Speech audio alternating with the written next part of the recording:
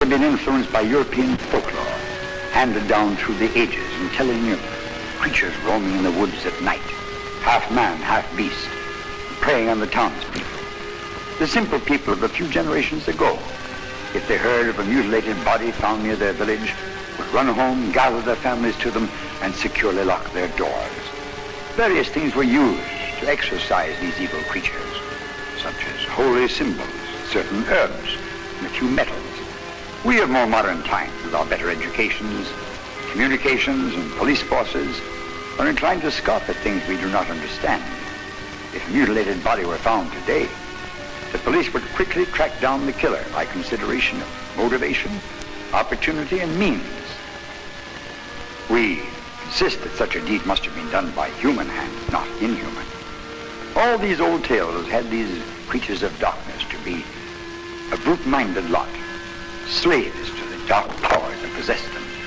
However, as the average citizen became better able to protect himself and family, the number of these demonic creatures brought you up. Here is a story of one such dark creature who kept up with the times. I call it King Vampire.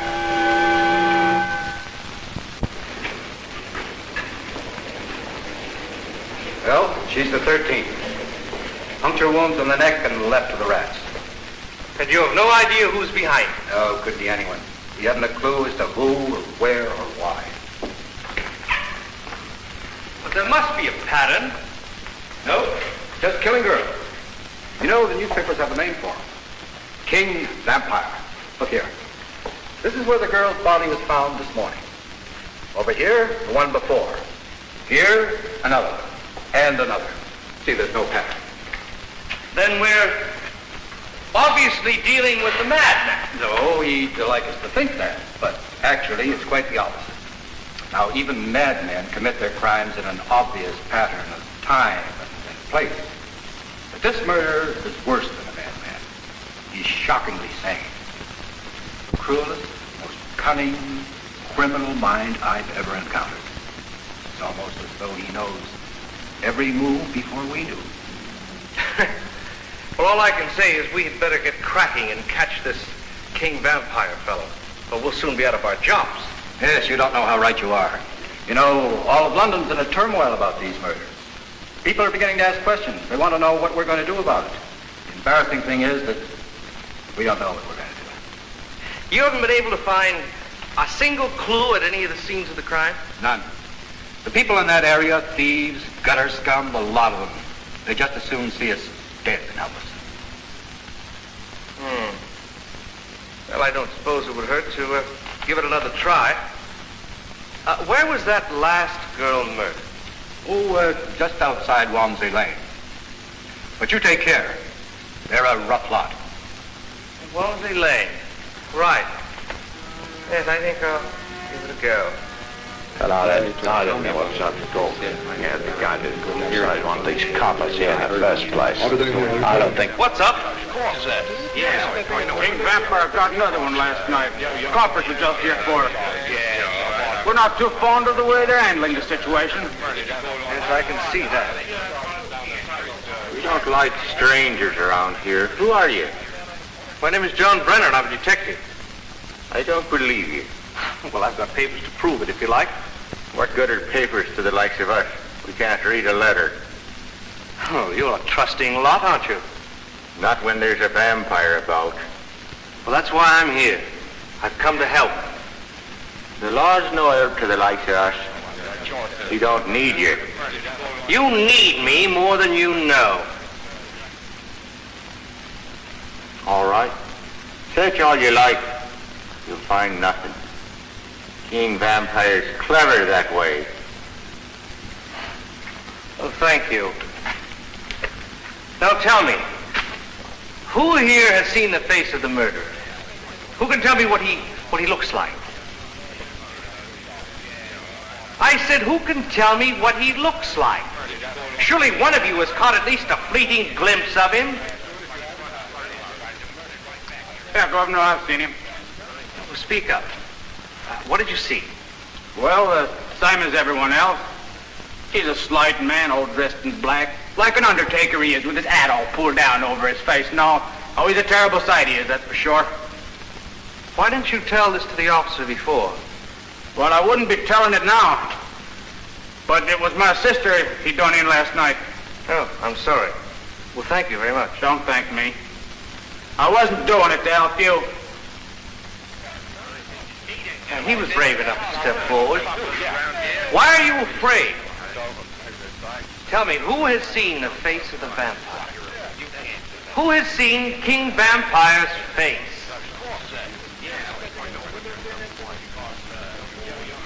You'll learn no more here, Mr. Brenner. They've no love for the law. But all I want to do is help. Do they enjoy living in fear of the night? Would you be willing to find the vampire if you knew that your brother or your father or your sweetheart? No, Mr. Brenner. They are not afraid of the vampire. They're afraid of themselves. But you don't appear to be frightened. Perhaps you can help me. Yes, I can help you.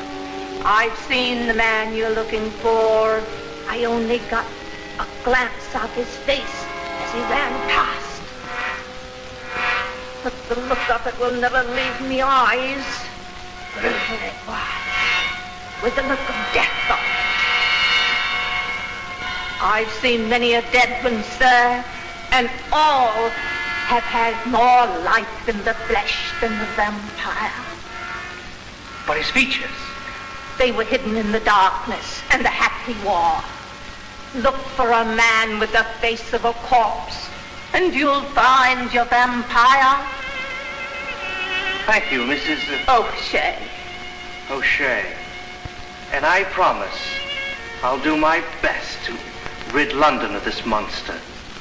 Thank you again. Goodbye. Goodbye, Mr. Brenner. I wish you luck.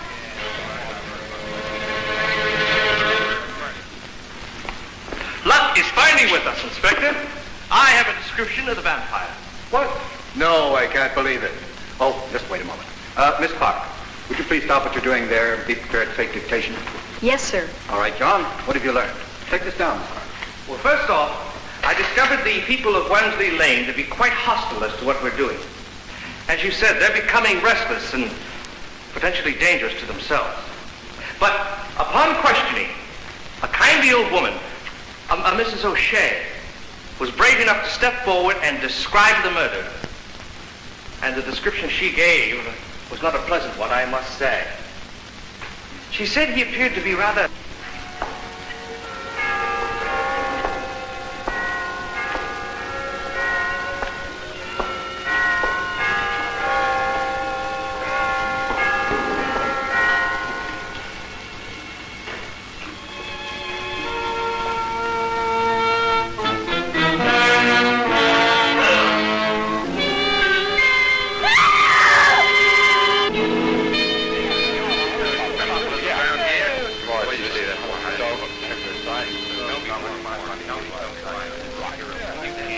Why, it's Mrs. O'Shea. Like all the rest. How does this man know? The one woman that might have been able to help. A fine lot of good you did in protecting her. How do you expect help from us when all we get in return is that? Listen, she'd be alive right now if you fools would get out of your shells and go after this monster. We can't do it alone. We need your help. What are you waiting for? Your wives and your daughters to be picked up off the street as the result of this fiend? You better make up your mind, and make it up now. Can't you see, Inspector? They hate us more than King Vampire. Yeah, we're wrong, matey. We just needed time to catch the killer ourselves.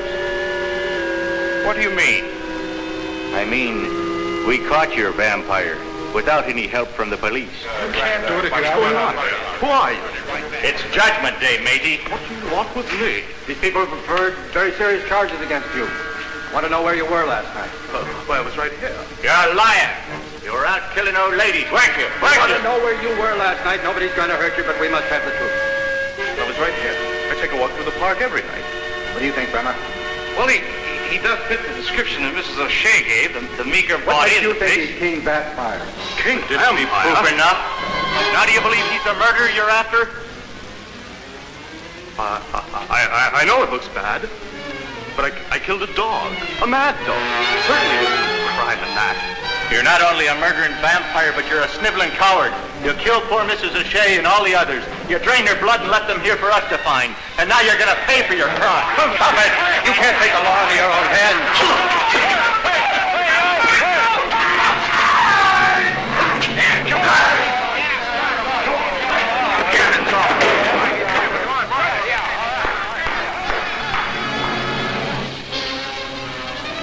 Well, now we'll never know whether that was the man we were really after.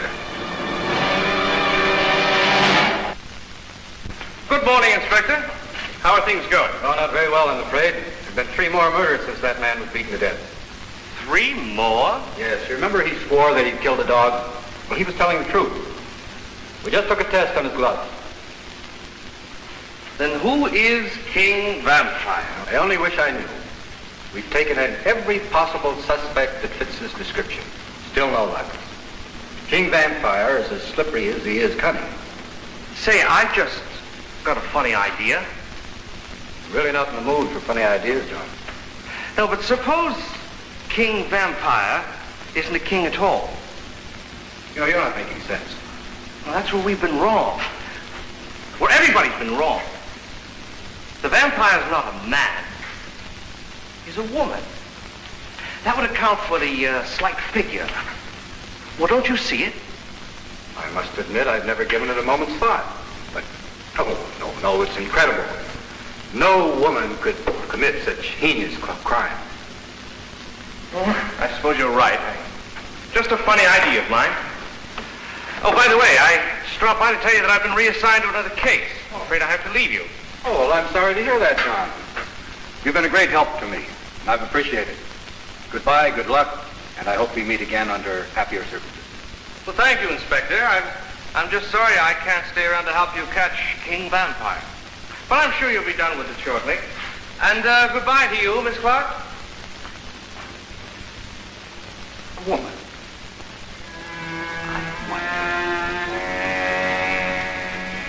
No, it's too incredible. I agree, Inspector. It's simply too impossible.